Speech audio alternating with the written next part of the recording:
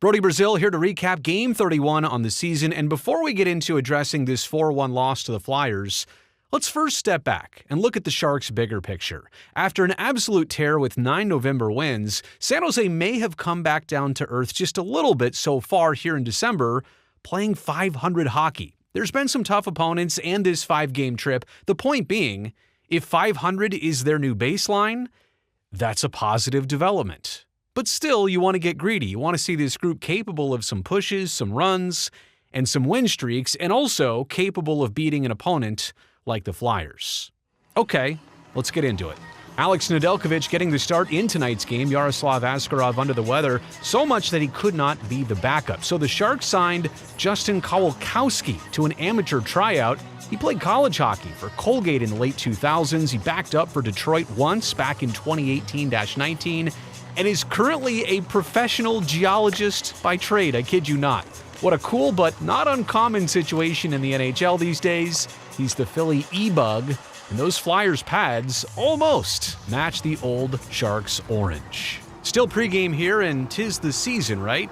This Celebrini fan getting the chance to meet Santa Claus. Wait a second. Oh no. Buckets off? Santa? Wait, no fight strap? What's going on here?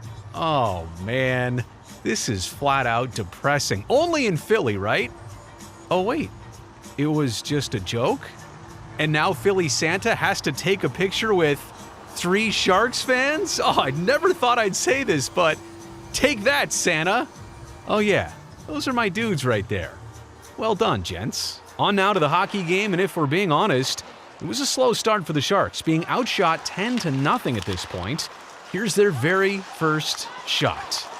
Yeah, that was their very first shot. How about that? Colin Graf on an absolute heater lately, and especially these early goals in games that really helped the Sharks set a tone. This one at 11:33, and yeah, it's 1-0 San Jose. That's a 3-game road goal streak for Graf, the longest such by a Shark since the 2016-17 season, when defenseman Brent Burns tallied in 8 straight road games.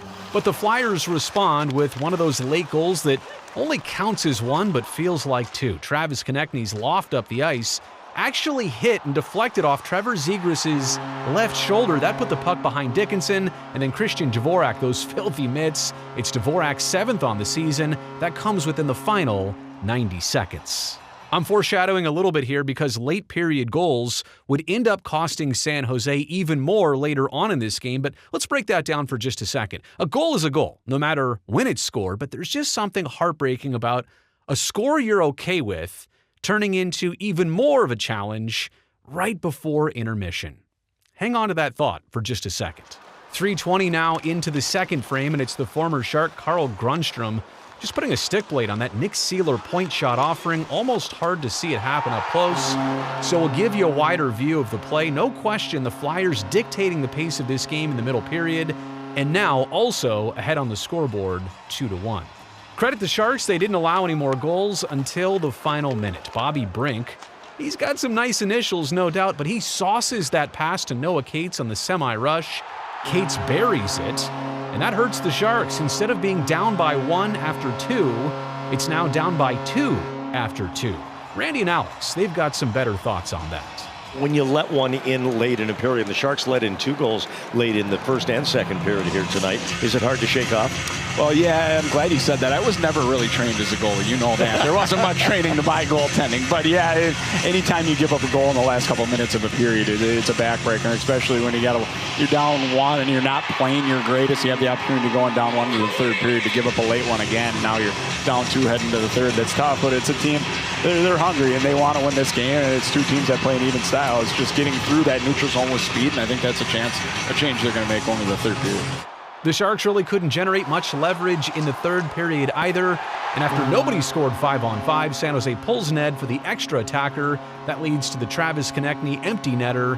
4-1 Flyers is your final score. You know what? We'll end with this shot. Good luck trying to go to sleep tonight. I think we got out of our structure again. I think it's kind of been the thing that's been going on the last little while is we play a good game, and then all of a sudden, it looks like we just want to wheel and deal the next game, and we get out of our structure, and we don't play the way that that last game worked. we played a game in Carolina. I thought we played a very good game there in structure, all over them, very simple. And then, today we just completely got away from it. And, it's frustrating to see because, we've shown how we can be a good team, but, win one, lose one, play well, play like it's just not going to cut it. I want to play good. It doesn't matter who's backing up or who's in the net, who we're playing. I want to play good every single night. So the second I start thinking like that, that's usually when things start going south. So I didn't really look at tonight any differently than the other night or any night before that. I feel like most of the time, obviously they play a good game, but a lot of it comes down to us, the effort and what we put in. And today I feel like we kind of get away from our game plan. Obviously you can say that they suffocated us and they didn't make it easy for us, but there's plays to be made. There's situation where we can make different reads. So obviously right now we just got to close this one. Obviously not the result we want, but it is what it is. Focus on the next one.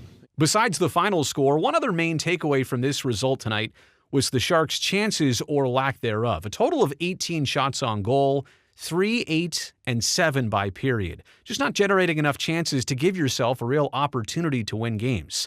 That's now 4 straight for San Jose with 25 or fewer shots recorded. Next up, Toronto on Thursday. We'll see you then.